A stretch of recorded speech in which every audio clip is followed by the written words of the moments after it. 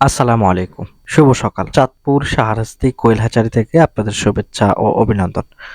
সম্মানিত তরুণ উদ্যোক্তা এবং খামারি ভাইয়েরা, অনেকের মনের একটা প্রশ্ন জাগে যারা কোয়েল পাখি নিয়ে ভিডিও দেখেন রেগুলার। কোয়েল পাখি পালন করে কি আসলে খামারি লাভবান হচ্ছে কিনা? আসলে কোয়েল পাখিটা হচ্ছে একটা ছোট্ট পাখি। এটা থেকে আবার কিভাবে মানুষের জীবন জীবিকা চালাতে পারে বা এটা থেকে কিভাবে ইনকাম হবে? অনেকে কিন্তু এই বিষয় নিয়ে চিন্তা ভাবনা করে থাকেন। এটা সবার একটি মনোযোগের বিষয় হতে পারে, কেননা একটা ছোট্ট পাখি, পাখিটা 180 থেকে 200 গ্রাম হয় বা 250 গ্রাম হয়, এর উপরে হয় না। এই পাখিটা দিয়ে কিভাবে মানুষের জীবন জীবিকা চলবে বা এটা দিয়ে কিভাবে আদৌ কি ইনকাম হচ্ছে কিনা, এই বিষয় সম্পর্কে অনেকে জানতে চাচ্ছেন। তো তাদেরকে বলবো, আপনারা এই ভিডিওটি দেখুন অন্তত, যে আমি কি বলি, আমার বিষয়গুলো একটু শুনুন। ইনশাল্লাহ আপনার ধারণা পাল্টে যাবে যে এইভাবে ইনকাম হচ্ছে কিনা। আমি আপনাদেরকে প্রথমেই বলবো শুরু থেকে দেখবেন একবারে শেষ পর্যন্ত, তাহলে ইনশাল্লাহ বুঝতে পারবেন।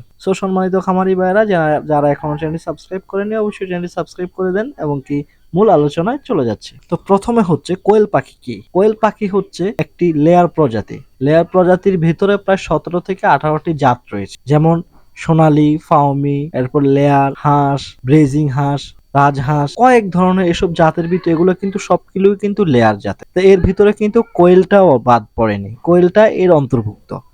দেখা যায় যে কোয়েল পাখিটা হচ্ছে সবচেয়ে ছোট একটি জাত। কোয়েল পাখিটা সবচেয়ে ছোট জাত, এর ভিতরে কিন্তু এর চেয়ে ছোট আর কোনোটা নেই। তো দেখা গেল যে আপনারা যে পালবেন, এটা কিন্তু গৃহপালিত প্রাণীর মধ্যে কিন্তু পড়ে, এমনকি লেয়ার প্রজাতি। আরেকটি মজার বিষয় হচ্ছে লেয়ার প্রজাতি, এটা প্রতিদিন একটা করে ডিম দেয়। এখন কিছু কিছু খামারি আছে সঠিকভাবে ডিম উৎপাদন করতে পারেন না, তো তাদের ক্ষেত্রে দেখা যায় যে ভাই কোয়েল পাখিটা তো লস, আমি 50টা পালন করছি কিন্তু আমার কোয়েল পাখিটা ডিম দেয়নি বা আমি ওই রকম প্রোডাকশন এখান থেকে পাইনি।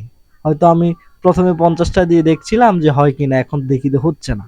এটা কিন্তু মানুষের একটি প্রশ্ন থাকতে পারে, এটা স্বাভাবিক। তো আমি আসলে আপনাদেরকে মূল বিষয় বলি, যখন আপনি খুচরো কিনবেন তখন কিন্তু আপনি ভালো মানের ফিড কোয়েল পাখিকে খাওয়াতে পারেন না। কোয়েল পাখিটা কিন্তু খাবার উপর ডিপেন্ড করে ডিম দেয়। আচ্ছা, আমি ওইদিকে আজকে যাব না, ইনশাআল্লাহ এই বিষয় নিয়ে যারা 50টা 100টা পাখি পালন করবেন, আপনাদের বিষয় নিয়েও আমি একটি বিস্তারিত ভিডিও আমি আপলোড করব, আলোচনা করব। তো এই ক্ষেত্রে আমি আসি যে এখান থেকে ইনকাম হচ্ছে কিনা। আগে আপনি কয়েকটি খামার ভিজিট করতে পারেন। খামার ভিজিট করলে বুঝতে পারবেন যে এখানে লাভ হচ্ছে কিনা খামারের নিজ মুখে। এবং কি আপনার এলাকায় থেকে আপনি কখনোই খামার ভিজিট করবেন না, তাহলে কিন্তু আপনাকে বলবে না। যেমন আমার এলাকায় যদি একটা কোয়েল পাখির খামার হয়, দিতে চায়, আমি যদি এখানে বলি যে এটার মধ্যে আসলে লাভ আছে, আপনি এটা করতে পারেন, দেখা গেল যে আমি শুরু করব, আমি যাকে ডিম দিব ওই ব্যক্তিও তাকে ডিম দিবে। সেজন্য আমি আর নিজ মুখে বলি না এটার মধ্যে লাভ হবে কিনা। এটা আমার মতো অনেকেই রয়েছে এরকম এলাকায়, নিজ এলাকার মধ্যে করতে দেয় না, নিজেই করতে চায়। তো তাদের কাছে পরামর্শ নিতে গেলে আপনাকে